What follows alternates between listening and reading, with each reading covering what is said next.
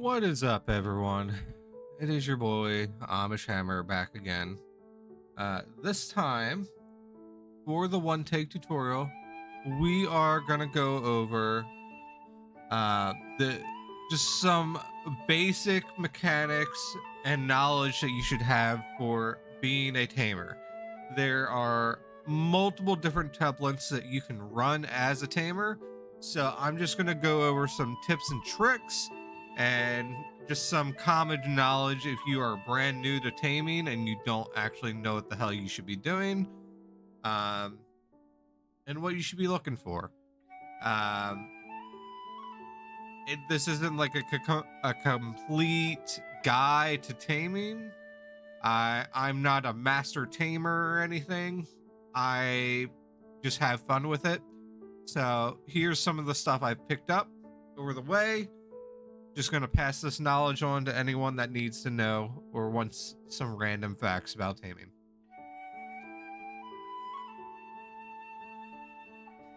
Okay, first,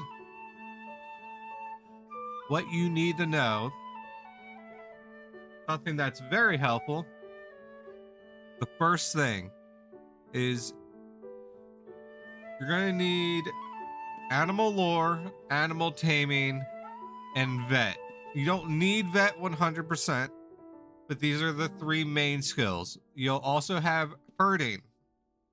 Herding allows you to use a crook if it says it's activated, so you can have the crook in your hand or in your bag. If you double click it, it will activate that specific crook, which means that is the crook you will be getting the bonus from.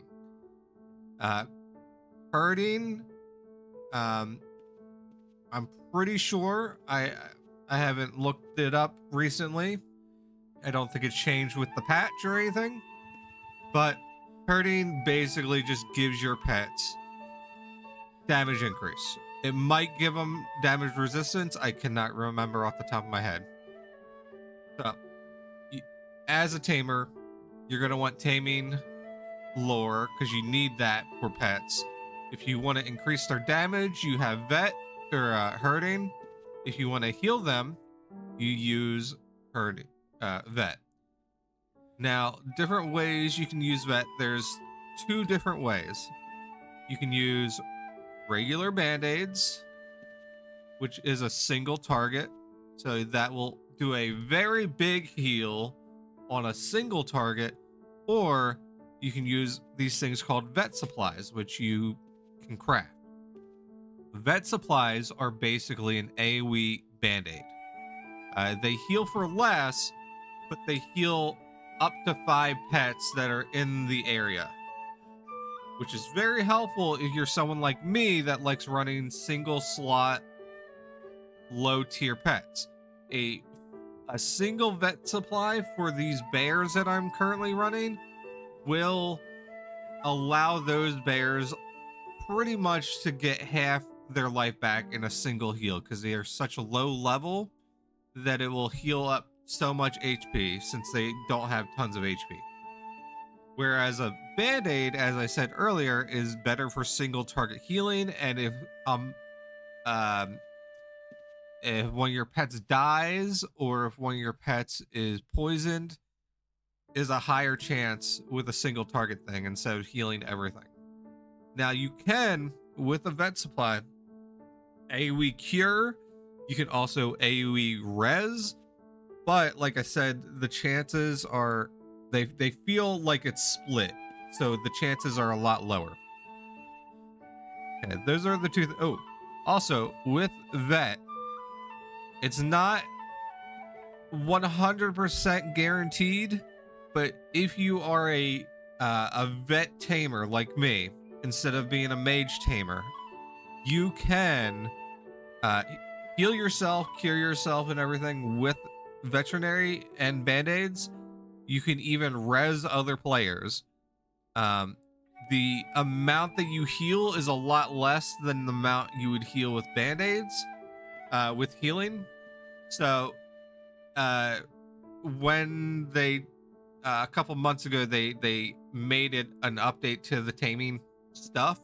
They made it so healing and vet kind of work vice versa of each other. They basically do the same thing, just where they're specific branches, but they still can affect the other branch. So if I had healing, it would heal me a lot better, but it would heal my pets a lot less, but I could still heal and res them, and vice versa. So keep that in mind. Vet can go to 120 when healing cannot. So with 120 vet, you pretty much have a 100% chance to res another person. It's pretty cheesy. It's fantastic though. Another thing, my character is a dexing, it's an archer tamer. So I have Shiv on my build. You can use Noble Sacrifice now at 120 or at 100 to res your pets. So what I highly recommend doing, if you are doing my exact build, which I will show later, you can say my grizzly bear over here, this big boy, dies because it's the main tank. You can start applying a band-aid to it, and then before the band-aid applies, you can use Noble Sacrifice. It will instantly res the grizzly bear with maybe 80 HP or something. Then by the time the band-aid ends, it will instantly heal all the way up for the most part. So if you have the Shiv ability and you get the points to spare, that is a fantastic way to get a specific pet up. Okay, after this, what you need to know is some simple commands. So obviously there is all of the normal: all follow, all kill, all stay, all guard, and all patrol.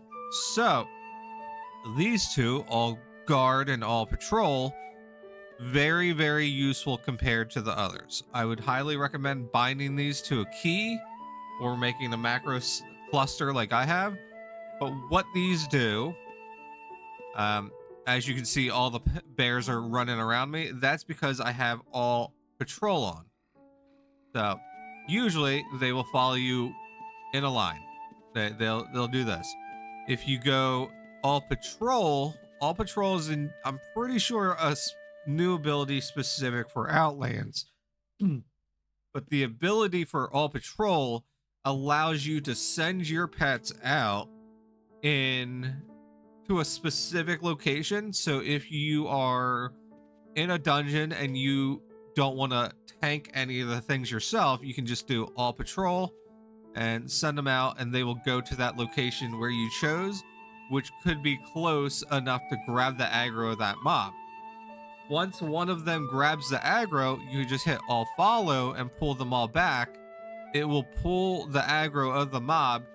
It's a little sketchy if it's a ranged mob like a mage or an archer mob, but it will pull them back, which is fantastic. And then you can pull them away from other spawn, and then you can easily solo farm. That's really, really helpful. All patrol is a fantastic skill. And then all guard is another really, really important skill. So all guard, you basically make it so your pets are always aggressively guarding you. That's the best way to put it. If, say, I have all my pets in the aggro stance, which I will show shortly, they will instantly grab the attention and the aggro of any mob that is hostile towards you. So if you're running through a dungeon and instead of you getting attacked, your pets will instantly take the aggro from a mob, and then they will instantly go and attack that mob instead of the mob attacking you 9 times out of 10. Sometimes it is a little wonky, but this is the best way to get them to instantly target your pets and not you. If you run up to a mob and do all kill, it's going to see you as the aggressor first, and then it's going to attack you a couple of times, and then once your pets eventually get to that mob, it will de-escalate and aggro onto your pets. So do not do all kill unless you're like 100% sure that you can tank that mob. All right, the next thing, we were talking about aggro, so we will pull up the animal lore window. So there's the basic tab. This is the main tab. This tells you all the stats that you have on your pet. You can level it up. So the way the leveling works for pets on Outlands is you tame them. You get them at tier 0 or level 0 when you tame them originally. Once you get them from level 0 to level 1, which is only a couple of kills, it's 100 XP. That will instantly bond your pets. It's not like back in the day on OSI where you had to feed your pets for like a week straight and then they'd be happy enough to bond with you. All you need to do to bond your pets is get them to tier 1 or level 1. That instantly bonds them. And then after that, you can level them to a max of level 10. I know this might be a struggle for some people, but do not lose faith in your pets at low level.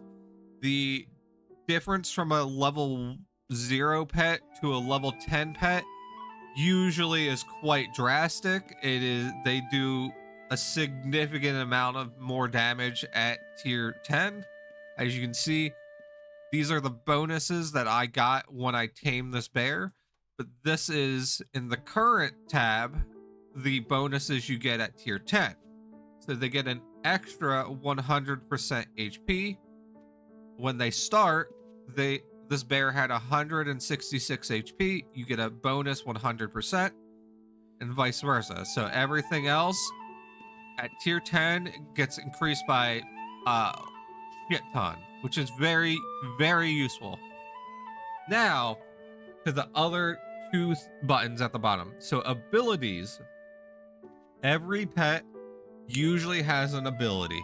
The abilities have, there's 3 different styles. There's passives, there's innate, and then there's cooldowns. Passives just happen naturally. I do not think there's a cooldown on them. It's just every time you hit something, there is a chance that that ability will go off. Next is cooldowns, which I think has a natural 30-second cooldown, or maybe it's 15 seconds. I can't remember off the top of my head. But in the bestiary codex that you will get to later, that bestiary gives you an ability for at least the attack class to lower the cooldown timer. So keep that in mind. And innate is just like useful abilities. So take the giant chameleon, for example. This has the innate ability of the backstab, which means if the mob is stealth, if it does the vanish cooldown, which is a cooldown, it will the next attack will instantly, if it is stealth, the next attack will do 25 or have 25% better accuracy and deal 150% more damage, which does get buffed with other things in the codex, which we will go over later. So back to that window. This tab right here is very important because it tells you other things that are happening. So this right here is the aggro state of your pets. The aggro state is the most important thing in this tab other than the abilities. So since I am running 5 bears, they all have the aggro state turned on. This means they will instantly grab the aggro. You can turn this off by not having it highlighted red. That will make it so that specific tame, which I forget which bear this is, the polar bear. The polar bear will no longer be targeted by a mob. It will, the only way it will take damage is if the other mobs are dead or if it gets hit by an AoE attack, which is likely to happen. So you want to have the aggro stance turned on. The only time you turn aggro off is if you have a tier 0 pet, you don't want them to die, obviously. So you take the aggro off, so then you can use them in combat to get to tier 1, then they will bond. Then you can turn aggro back on if you want. They will die. That's fine. You can just keep rezzing them, but do not turn aggro on a pet on if they are not bonded. You could also turn it off for ranged mobs. So, like a phoenix. Phoenixes are ranged mobs. They shoot from a distance. So you turn the aggro off, or they will pull all the mobs to them, and they will just be the tank. Unfortunate, I know. You just turn it off. So ranged mobs, you want to turn it off on them. Next is some events like bosses.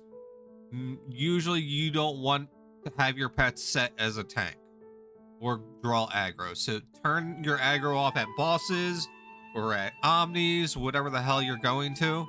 If you are not designed to be the tank, turn it off, because it will pull the attention and that will annoy other people. So just turn that off. These other two, you don't really need to worry about. These automatically change based on what type of pet you are using. So just usually leave them alone. Next, we're going to the details tab, which is actually also very important.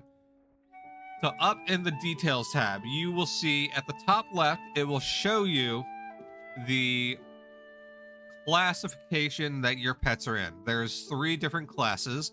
There's the attack class, there's the support class, and then there's the tank class.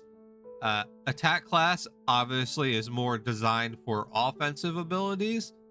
The support class is more based around like debuffs. So if your if your pet diseases or bleeds or has a cripple ability, they usually will be in the utility class, and they will get buffs in the bestiary based around those skills. Then there's the tank class, obviously for tanky pets, which also gets its own abilities. Under this, you will see 2 different things. You'll see the underdog bonus, which is a really, really good thing. It pretty much makes it so there's no real meta in the game. Well, obviously there are some pets that are more meta than others, but this allows you to fuck around with other different pets and not feel like you're getting left in the dust. So underdog, I forget I think it's a 50 skill point gap is the max you can have. And what underdog basically is if you are using a pet that has low taming. So if you can see right here, a polar bear is 55 minimum taming.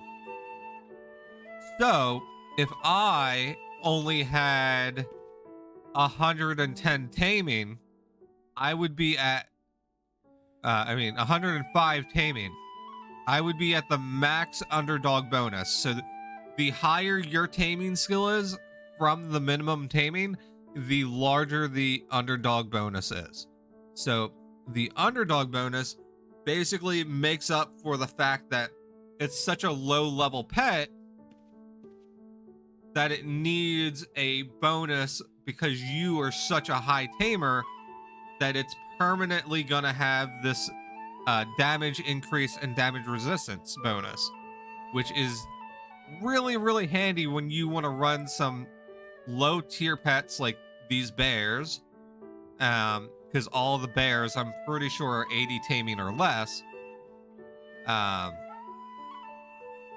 and it's just fun. You can tame pets that are 120, and you're not really going to get much of a damage bonus because usually they're a higher tier, which means they will do more damage by default. So that's what the underdog bonus is. That never changes except for the taming skill that is required and your personal taming skill. Next is zoology. This is the one that actually does change. So up in the top right, you'll see the zoology button. This is based on this button. So this is another feature, the zoology guild. So this guild, this Gump, allows you to do the zoology quest. So what the zoology quest is, it gives you a reason to use specific mobs to unlock stable spots. So once you see the polar bear right here is getting an 18.8 damage increase and a 9.4 damage resistance. So that is the current tier that the zoology is at for the polar bear. Once this bar hits 100, I will be done the zoology quest for this bear. So that means I don't really ever need to use it again. I can still use it. I'll still get the bonuses. It's just I'll be done the quest, which is, if you can look up here in the top right, it says stable slots earned. Every time you complete a one of these bars, the stable slot progression bar, it unlocks a single stable slot, which increases how many pets you can have in your stable, which is quite important as a tamer, because you usually will tame a lot of different pets. So this tab right here gives you something to work towards. There's an achievement that goes with this. The higher something is, so this is page 1. The higher it is, that just means it's one of the least used pets. So right now the Bug Yug, which is brand new in Crawlhide 3, that is the least used pet right now. So it's got the highest damage increase and damage resistance. So it kind of tries to encourage people to use pets that are not used. Pets that do get used quite a lot are all the way on page 11. You can see they barely get any damage increase or damage resistance. So the Sunworm and Sunwormling combo, which is really, really good for bosses, everyone uses as a tamer. So these got nerfed into the ground, and they're not even getting a full percentage of a buff. So this is what I mean by there is no meta, technically. There is, but you get hurt for using that meta, if that makes any sense. So this basically encourages you to try out different things. You can still use the Sunworm and Wormling, but the damage and everything you're getting from them, not really gonna pop off too much. So this is what this whole ability thing does. This is very, very important. So if you need something to work towards, if you're someone that likes having a goal, you can set a goal to get 60 stable slots unlocked or something.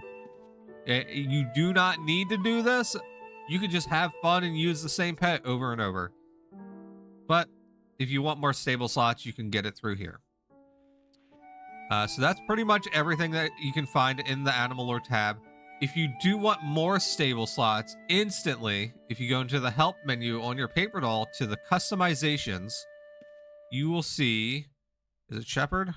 Yes. Shepherd for 250k will give you 20 more stable slots. Then Rover for 500 gives you 40 more. I think there's another one that they added later in the game. Zootopia? Yeah, Zootopia adds 80. Stable Genius adds 60. But they're quite pricey. That's 3 mil for quite a bit for 140 stable slots. Is it worth it? I don't know. Depends on how much of a tamer you want to be. That's all there is customization wise. Next, this is a big one. When they added the tamer expansion or tamer patch, they added these guys. They're called creature brokers or creature wranglers sometimes. If you single click them, you get the tab. You get the creature bazaar. This makes it so you don't actually need to go out and do all the crazy taming yourself. If you are someone that is tired after getting your 120 taming grind done, come to the broker, and this will let you look for a specific mob. Say we wanted to do Shadow Drake. So we'll type in Shadow, and we can click up here. Boom. Okay, there's no Shadow Drakes. So maybe we'll do Barbed Prowler. Boom. There's 11 Barbed Prowlers listed right here, as you can see. You click this tab and it opens up the tab of all the Prowlers that are on sale. These are all player run sales. So you can set the market for yourself. And then you can cycle through what skills you want, the minimum level. So if you want something that's already bonded, you can set it to 1. And it'll take everything else that's level 0 out. If you have a minimum price, that will tell you everything that is above that price. So I highly recommend using the broker. Do not get out of hand. You do not, if you're looking at this one up here, that's 2.5 mil. I think that one's actually mine. You do not need a crazy good one unless you know you are gonna love using that pet and you have the money to spare. So be mindful of the market. This one right here, the 60k one that is tier 0, has 4.6 attack speed, 4 damage increase, 5 wrestling, and then really good armor and resist, and it's only 60k.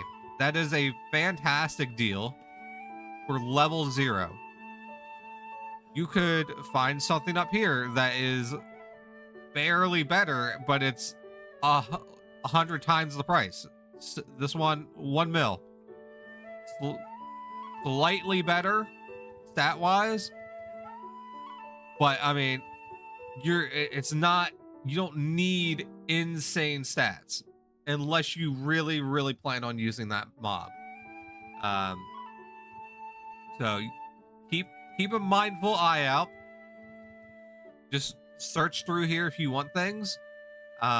If you say you're looking for a mount, so you want a llama, let's go to the llamas. There's 61 llamas. You just buy a very cheap llama from here if you really want one. Or if you're trying to be fancy, recently they added aspect hue mounts. So people are breeding mounts with aspect hue. This llama right here is 3 mil, but it's the color of the arcane aspect, which is really cool looking. But also it's 3 mil. So unless you got the money to spend, I would not do that. But this is a very easy way to go broke, but also find everything that you need. So say you wanted to do a pack of stealthy animals. So shade wolves. Do we have any shade wolf? There are 4 of them. Shade wolves are 100 taming, so you're not getting a massive underdog bonus. They are 1 slot, and they usually have pretty decent HP. So if you view it, they're showing they have, by default, They have 181 skill or HP, but they also have the 31% or 3.7%. So you can see the basic stats and everything, but you can also look at all the abilities. So these are stealth, backstab, and they have frenzy, and they are an attack class. So you can see the attack class as well. So you know, if you really want to do a pack of animals, you could just buy a cheap pack. All of these are not cheap. These are 400k or higher. So definitely would not splurge unless you have the money. Trying to think of what else we can do. Okay, next I will do. This will probably be the last thing we talk about. Wait. First, in the stable. We will go over the stable really quick. So, in the stable menu, you have at the bottom stable followers. So that will just give you a target to stable any of your followers that you click on. More options. If you say this polar bear got lost somewhere, you can do retrieve lost followers, and it will pull the polar bear to your location. So if you were getting chased out of a dungeon by reds and your bears got stuck in the dungeon, you can just leave the dungeon and then retrieve followers, and it'll instantly pull them back to you. The reset follower name, I don't know anyone that's ever actually used that, but you can do that. Then down here in the bottom right is stable slots, which is very important. Stable slots is based off of how many slots a mob takes. So I could have 167 one slot mobs in my stable right now if I really wanted to. That's a lot of pets. But to balance that out, since it goes up to 4 slots, it's just a total amount of slots that you have as pets. So you can see these giant chameleons are 2 slots. The regular chameleon is 1 slot. The smoke dragon is 3. You can just go through all of these and see how many slots these are. So these slots are what is important. Once you hit that max slot space, then you can't put anything else in there. If you want to make taming a profession and make money from it, this is where that animal broker came in. So in here, in your stable, if you just view, so I tamed this chameleon last night. This is a very, very good giant chameleon. You can just go and set the price. You hit that set sell price, and then you could set the price that you want to sell this at, and then it'll go up on the market. And then if someone is looking to sell stuff, looking to buy a giant chameleon, they could see your chameleon and instantly buy it. If one of your things does sell, the next time you open your stable, it will tell you in a system message that one of your pets is sold for 60,000 gold or whatever the hell you set it at, and you can have an unlimited amount of sales, I'm pretty sure. So if you tame, say you're being a little cheeky and you go to the Adventurers Lodge Society, and they have wolfhounds as a society for that week, and you need to do 170,000 gold farmed with wolfhounds. You can go to Aegis Keep 1, tame a bunch of wolfhounds, and then set them at a lower, like a 5k price, and then people will just buy them instead of going to hunt them down. So you can play the market that way if you want. I would suggest, if you're gonna do that, do not set the price too high, because usually people will not pay 250k for a single dog when all they need to do is farm 170k if that's the society price. So do not overprice your things unless you're not looking to sell it quick and it's actually something good. I think it has a 2-week sales timer. So if it does not sell within those 2 weeks, it goes off the market, and then you can reset it on the market if you really want to. The rest of the filters up here, this one is by name. So if you have, like, you name your pets. My one Sinew Seeker is Alpha. So you can look up Alpha and just type it in, or by type. So if I wanted to do chameleon, and I type in chameleon, since I have giant chameleons and regular chameleons, it pulls up every chameleon I have. And then you could just cycle through all the chameleons that you have. In here, you can do set skill range. So if you are trying to do some underdog bonus stuff, if you are 120, you would set this to 70 as the max.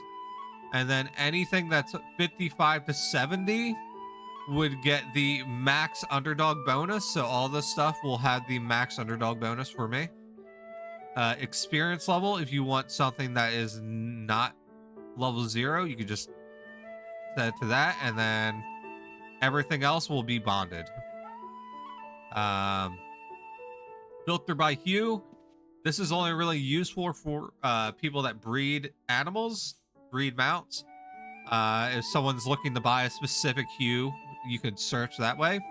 If you want to cycle by a class, you have all of these. You can cycle by specific classes, by slot size, filter only for sale. So these are all my pets that are currently on sale right now. So you can see what everything is worth that you're trying to sell. Okay, that's it for here. There's 2 more things. This video is getting long. I did not expect it to be this long. There is 2 things I want to go over. So next is a mastery chain. So off the top of my head, there are 4 chains that you can use to boost and benefit your pets. One recently got added with the expansion for Wildlands, and that is follower accuracy and defense. Before this came out, you were not able to increase a pet's wrestling, which really sucked. So basically, as a tamer, you were hunting down pets that had really good bonuses for their wrestling, because you could not increase it that way, any other way. The follower attack damage increases the melee damage or spell damage, which you could increase with the chain. You can also increase it with your command aspect. Attack speed. So for attack speed, you could also increase that with the chain. Mob attack speed, or pet attack speed, can only be increased by 5% max when you tame them. So everything else can go to +10 in the taming bonuses. Attack speed can only go a max of +5. But then you can get the follower attack damage or attack speed that increases it another percentage. Like that's very good for pets that have let's see, something that has frenzy. So that would be like the shade wolf, the wolfhounds. These things have the ability called frenzy, which has a 15% chance on melee to increase their attack speed by 10% for 30 seconds. So if you have 5 wolfhounds and they're all getting the frenzy bonus, and they all have, for some reason, you got 5% on all 5 of them, that's a 5% attack speed bonus plus the 10% from frenzy. And then if you're like me and you use bronzes, that's a bonus of 25% attack speed. So all 5 of them are attacking 25% faster, which is really crazy when you stack up all the bonuses that you get. There is another link that I do not have. I do not recommend really using this one unless you are using tanks and you're specifically there to heal your pets. And the link is follower healing received. It just basically increases the amount of healing they get. So one band-aid, instead of healing for 150, could heal for maybe like 300 or something crazy if you really wanted to go crazy with it. So it's good, but it's not buffing your pets. It's more of a support link. So I would not suggest using it. Follower accuracy, do not underestimate this new link. This is actually fantastic because it opens the door for using lower tier pets like the bears. The lower the wrestling a mob has or a pet has, the less likely they are going to be able to hit things. So you want as much wrestling as you can have, so then you can actually hit the mob. So increasing the accuracy and the defense of lower tier mobs. This is a 50 taming for a brown bear. This thing is ass. Like by itself, not good. But now it's 12% more tanky and 12% more accurate. So do not sleep on this. I would probably, I don't know. I don't know which one I would recommend focusing on first. That's up to you. But these are the three main things you should be focusing on if you are a tamer. These three links are pretty much all you really need. They are slightly more expensive than some of the others because these are actually kind of sought after. So keep in mind, I think maybe the cheapest would be the accuracy and defense one, and that would still probably sell for like 120k for bronze. If you're going for a gold one, that's probably 2.8 mil, something crazy like that. So just keep in mind, as someone who is almost 30 links, bronze links gets the job done. I do very good damage with these links. You do not need to go gold or silver unless you really have the budget for it. Bronze does the job 9 times out of 10. Unless you're trying to prove to your friends that you can out damage them, you do not need high tier links. Okay. We are on to the last thing. I'm sorry this is taking so long, guys. We are on to the bestiary. So, unfortunately, we have to stable the bears for right now, just so I can show this feature. If you look at the bottom, you have all three of the types of classes. So you have attack, utility, and tank. In here, if you click the one all the way on the left, this is the loadout tab. So if you had, say you wanted to make a new loadout, you can do new, and then it will create a tab. So now this one is a blank page. You can rename it. We'll just do that. Rename it. You can delete it. Save it to whatever the hell you want. This tab is basically, it'll tell you what you have in your party. So I had 5 bears. All bears are attack classes. So you will see under the attack class, it'll show you that I have 5 different pets that are in the attack class.